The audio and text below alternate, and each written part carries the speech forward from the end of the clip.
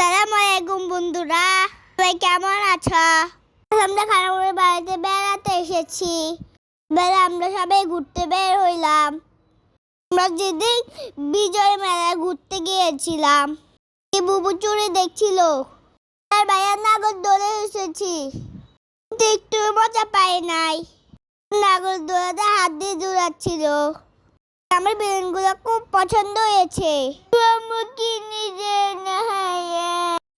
আমাকে দুটা কান্না কিনে দিচ্ছে, অনেক মজা লাগে। আমাদেরকে দুইটা বেলুন কিনে দিয়েছে, খেলতে খুব মজা। তারপর এখানে বুবুর জামা দেখছিল, মেয়ের ভাইয়া বেলুন দিয়ে খেলছিলাম। আমরা মেলার থেকে চলে যাওয়ার সময় আমরা হাওয়াই মিঠাই কিনছিলাম। আমরা সবাই ফুচকা খেতে গিয়েছি। বুবুর সাথে আমরা একসাথে হাঁটছি। ফুচকার দোকানে চলে এলাম। ফুচকা খেতে খুব পছন্দ। আমার পানির পেপাসা হয়ে গেল। ফুচকা খেতে পছন্দ করে কমেন্ট করে জানাবেন। ফুচকাগুলো আমার ঝাল লেগেছে, তাই জন্য আমি খেতে পারি নাই। চুপি ছোট বউ আমাদের বেরও করছিল। আমাদের ফুচকাগুলো চলে এলো। আমরা সবাই মিলে ফুচকা খাচ্ছিলাম। ওই দিন ফুচকাগুলো একটু মজাই ছিল না, তাই আর খাই নাই।